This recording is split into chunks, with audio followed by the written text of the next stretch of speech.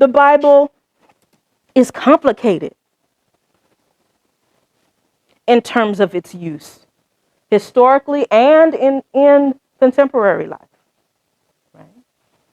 Jesus saves what? Jesus saves who from what? Well, I don't know. I think that the people in this room might have a very particular answer to that question that might differ from the answer I might have or the answer you might have here, sitting here in 2022. Yeah. Lest we think it's only a historical phenomenon. Right? This was taken at a rally in 2020. And made its way around the internet. There's a particular kind of understanding employed here. What's up, YouTube family? Welcome back to my space. This is Evans Rayola. Guys, on today's video, we want to talk about the Bible in black. You know, growing up as a kid and any other African child, growing up, we've always known biblical figures to be white people. You know, for the longest time, if you look at the churches, we see a photo of a white Jesus. When you look at biblical books, you'd see photos of biblical figures being depicted as white. And guys, I've come to learn later in life that this is not necessarily true. And guys, that's the topic of the day. And to speak to us is Reverend Naomi Washington, who is a black preacher, teacher, strategist, and justice advocate. She serves as an professor of theology and religious studies and is the director of the gospel choir of the Villanova University.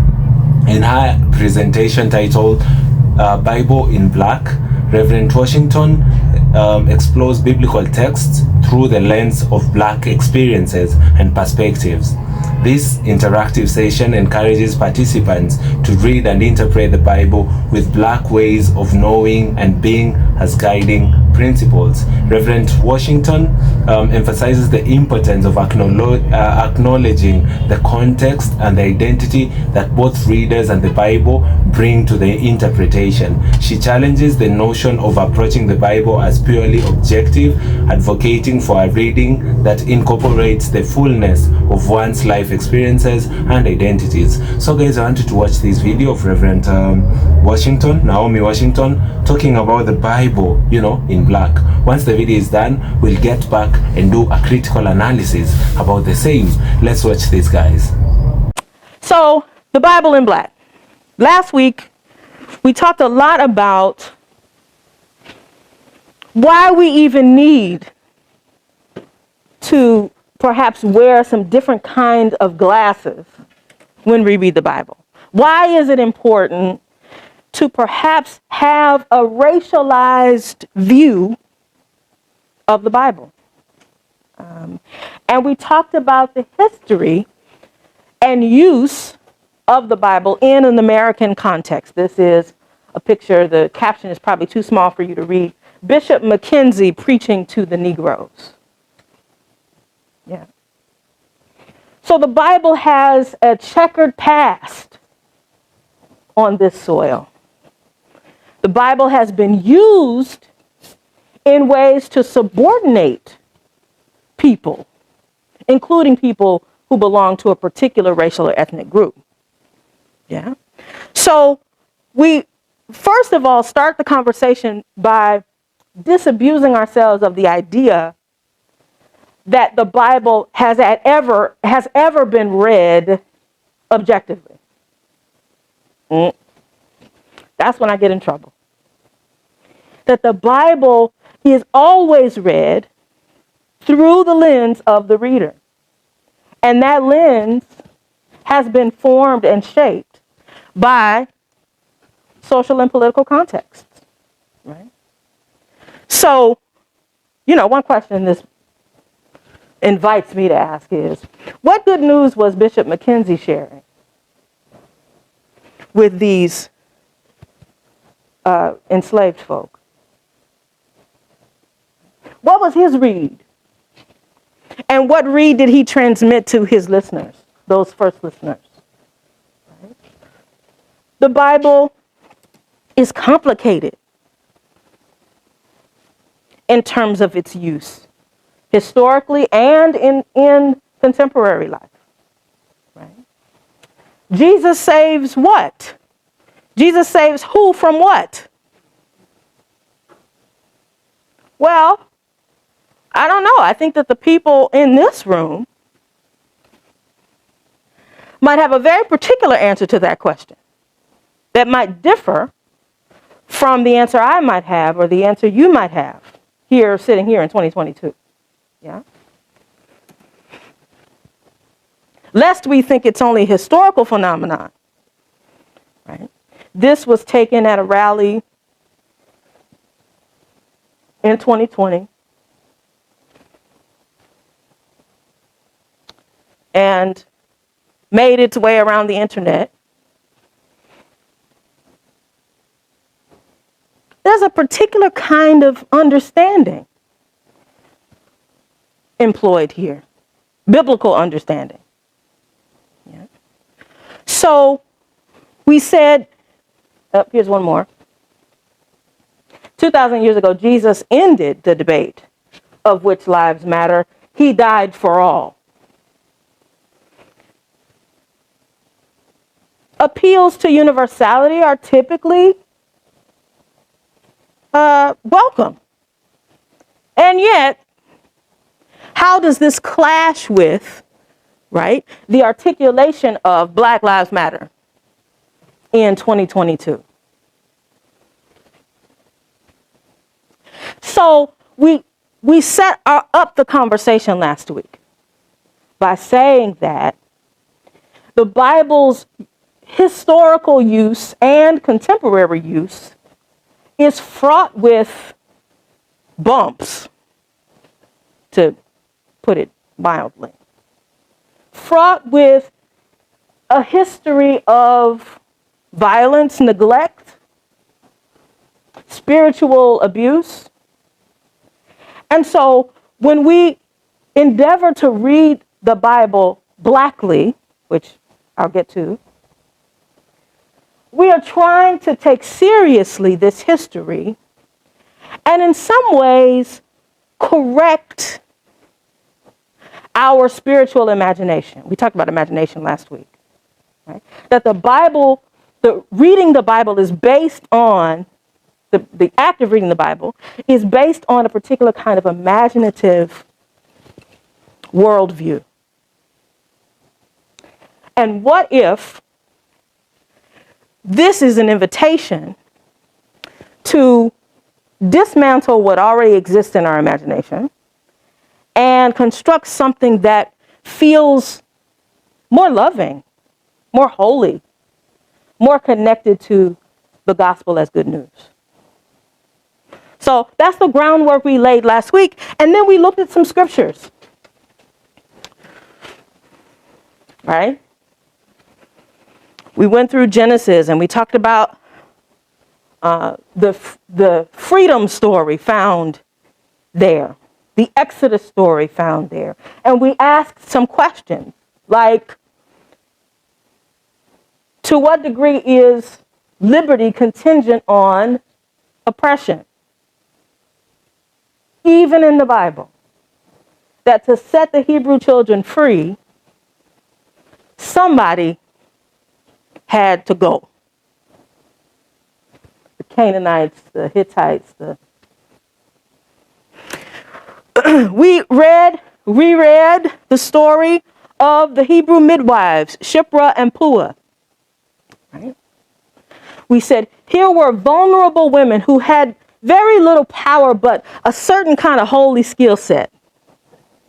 Right? And they took advantage of the fact that the state, that Pharaoh and them, didn't have the same skill set. They didn't know nothing about birthing no babies. So they left that up to the midwives. The midwives had their own spiritual authority. They had their own idea about justice. And they said, listen, we're going to work within the boundaries of our social location to bring forth life and not condone death. They were given the order to kill excuse me, to kill the boy children. They defied that order. And we said, this sounds black.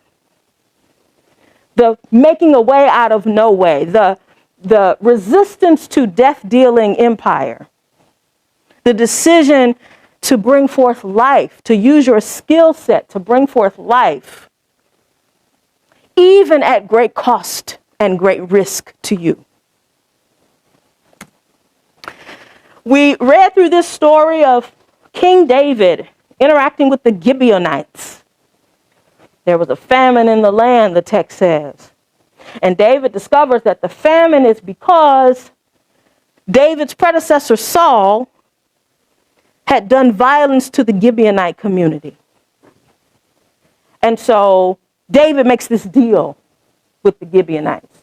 He says, all right, I know that there was bloodshed in your community, and that's why we're experiencing this ecological dryness, barrenness.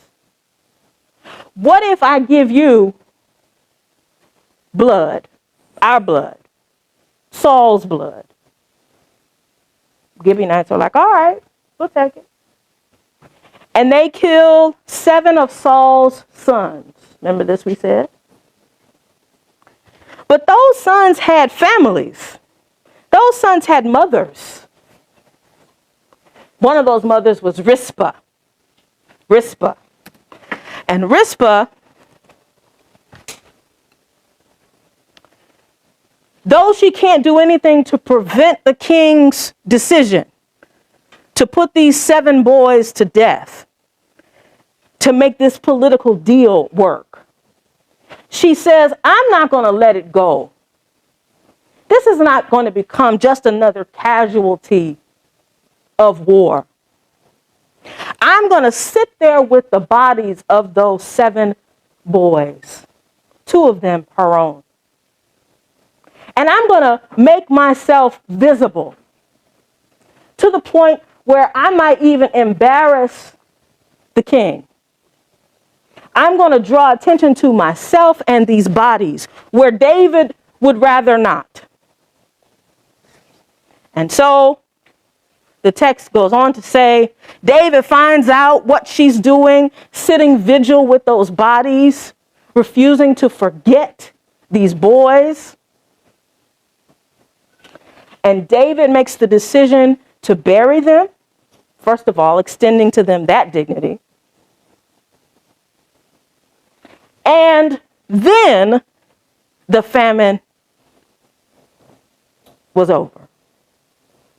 And we talked about this grieving mother. I just preached a sermon, what's today? Tuesday. Just preached a sermon Sunday called Mothers of the Movement. This idea that there are some who unwillingly make sacrifices, who lose, so that the movement can progress. Mothers of the movement. But nobody wants to join that club, right? Rizpah, we might say, is a mother of the movement. We looked at Abraham, right? This classic story. Abraham has a son, Isaac, takes Isaac to the top of Mount Moriah, and on God's order, nearly kills Isaac. And we talked about, what if we moved Abraham out of the center of our interpretation and put Isaac there? Isaac, threatened by the faith of his father, by a God who wants everything, including your child. And we said, how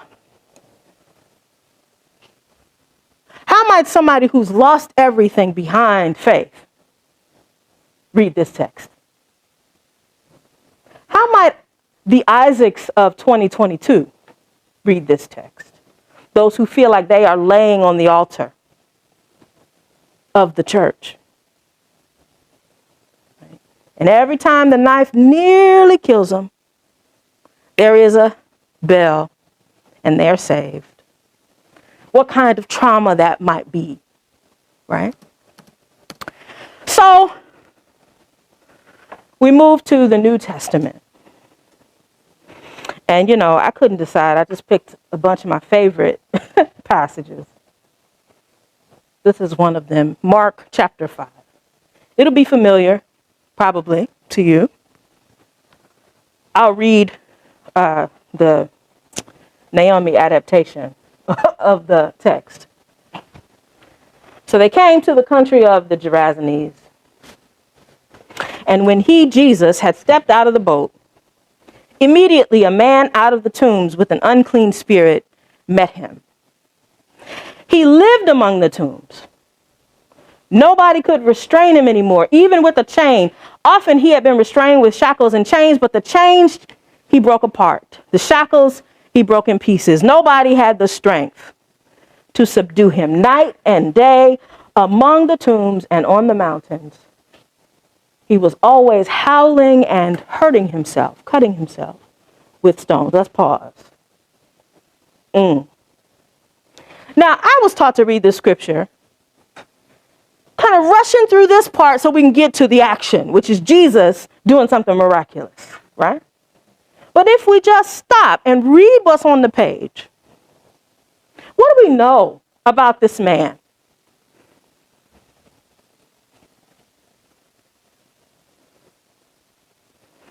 Use your imagination.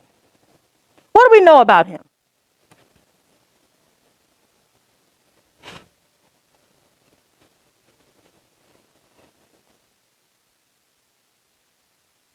Mm-hmm. It seems like he's a real threat and a real danger until the very end. You find out he's a real threat and a real danger to himself. Why is he a real threat and a danger?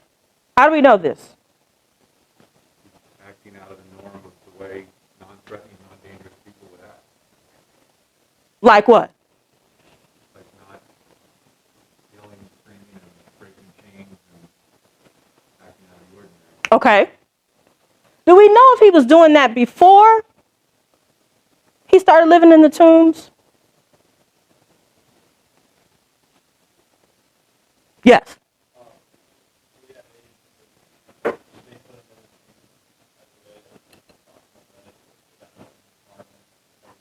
How do we know?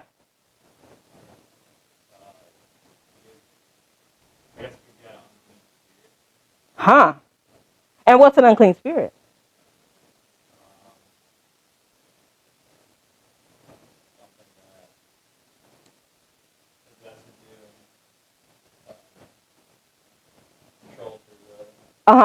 Okay.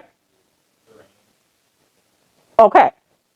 So, what we get, the biography of this man seems to pick up here.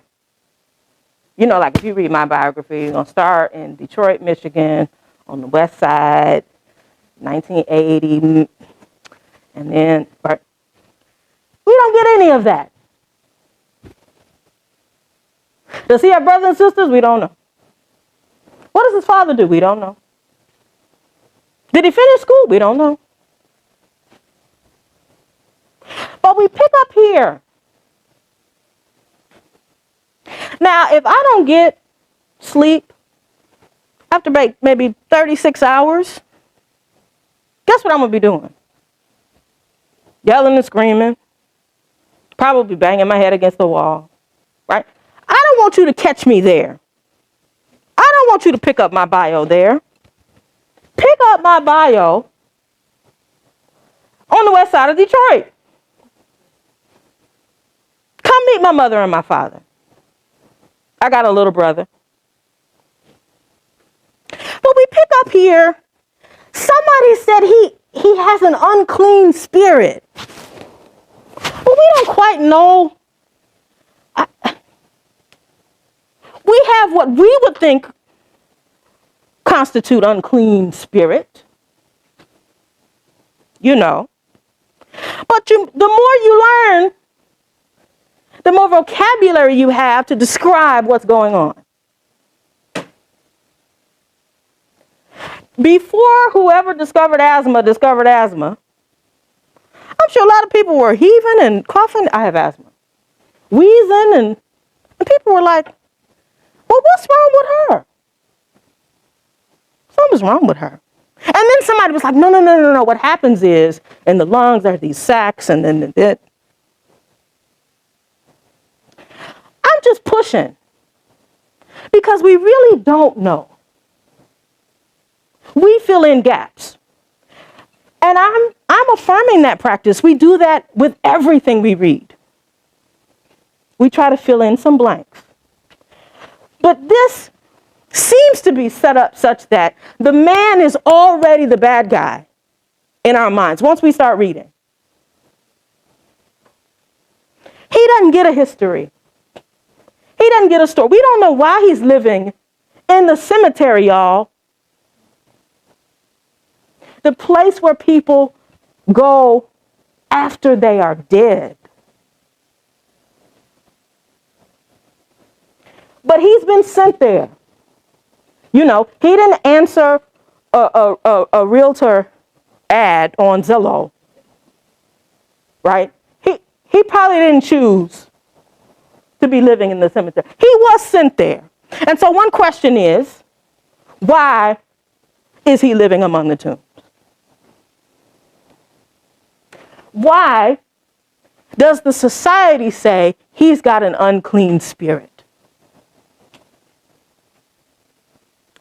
What kind of pain is he in such that he is yelling and screaming and hurting himself?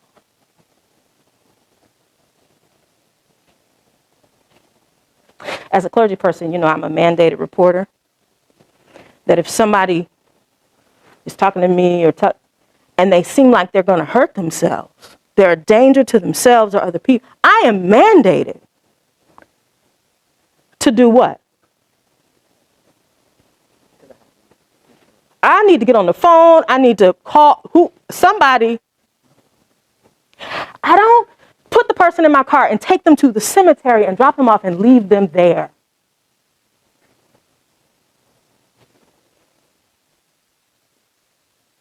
So I'm just suggesting that perhaps this man has a story that isn't being told here. Family, this speech, or rather this sermon or teaching by Reverend Naomi Washington is just one of the rare teachings you'd find in a modern church nowadays. You know, when you go to church, nobody talks about the color of biblical figures. Many a times we only are taught about morality, what is right and wrong, what the Bible teaches us in regards to different topics. You know, it could be marriage, you know, you should not leave marriage, you should not divorce your partner, you know, it could be the commandments, you know, how we should follow the commandments of God. We should be born again, you know, Jesus died for us on the cross, you know. Those are what you expect in a modern church. I'm just trying to bring people closer to God, just trying to preach the gospel. But it goes deeper when people start talking about biblical figures, you know. It goes deeper when we start talking about color in the Bible. And many a times it's rarely spoken about. That's why I commend the works of Reverend Naomi Washington. She starts by saying that we need to wear a different kind of glass when we read the Bible. We need to have a racial view of the Bible, because many a times we do not have that view. You know, when you look at how the white supremacists manipulated us using the very, very same Bible, it's actually crazy. It's actually insane. Because when I just give an example of myself in Africa, you know, during the days of colonialism, my country was ruled by the British rule. During those days, missionaries came. The Portuguese also came to the coast of East Africa, and they used the Bible to lie to us. You know, they were telling you guys that it's time that you just receive the wrath of God, then later you'll be reimbursed. You know, you'll be better people. You know, after going through the wrath of slavery, they took black folks from Africa, took them overseas to work as slaves. They used the same Bible to lie to us, and many a times they represented the Bible as a white book for us to obey them. You know, it's easier to manipulate people when it comes to texts in the Bible. It's easier to manipulate people when it comes to spirituality and religion. You know, the Bible has been used in ways to subordinate people, including people belonging to a particular racial group. That is clear by now. The Bible has been used, you know, against black folks for the longest time. That's why most interpretations are of white Jesus and white biblical figures. You know, when you look at it deeply, you notice now that the intention of putting white faces, you know, was to scare us, to make us feel lesser beings, to make us obey them in that timing. But right now we are enlightened as a people. That's why I find this topic so special when I find any spiritual leader trying to address it, because people rarely speak about it. In my home church, I've never had a pastor mention that. You know, I'm not trying to say that whatever we are being taught in church is wrong, you know, but there are some of these topics that are very, very, you know, intimate, and most spiritual leaders just avoid them, or rather do not teach about them. The Bible has never been read objectively.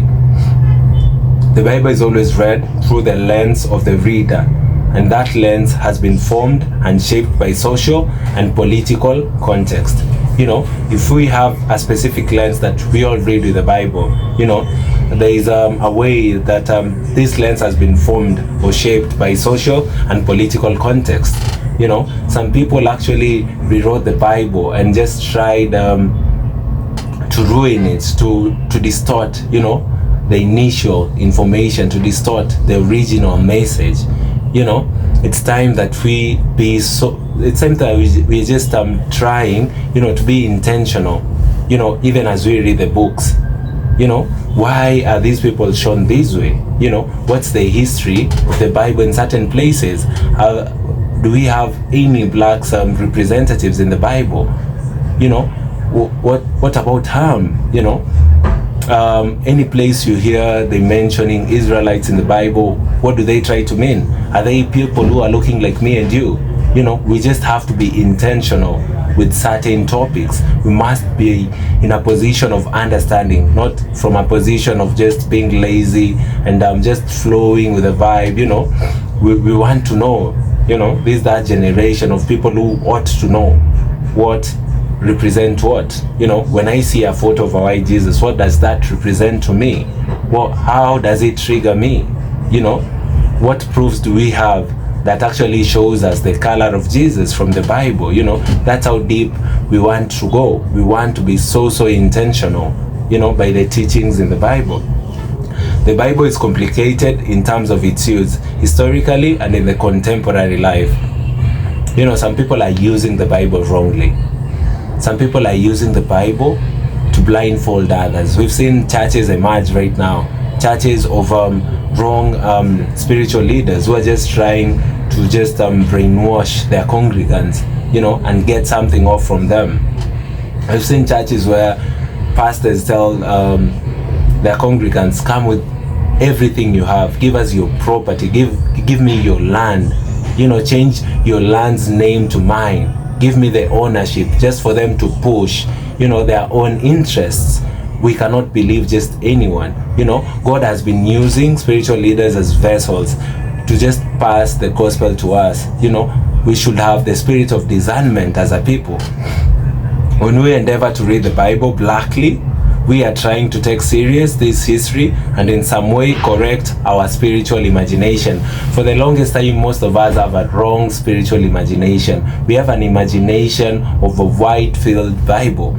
You know, when we endeavor to read the Bible blackly, you know, we are trying to take serious this history and in some way correct our spiritual imagination. Guys, let me know what you think about this video in the comment section down below. Thank you guys for the support so far. I do not take your support for granted. We just hit 19,000 subscribers. We should be hitting 20,000 subscribers before the end of January, man. As we start the new year, we should endeavor to reach at least 50k subscribers by media. Guys, thank you so much. Comment down below, let me know what you think about this video, and I'll be so grateful. You can as well share it with your friends and family, so that you may be able to preach the gospel, man. Thank you, and see you all in my next episode. Goodbye for now.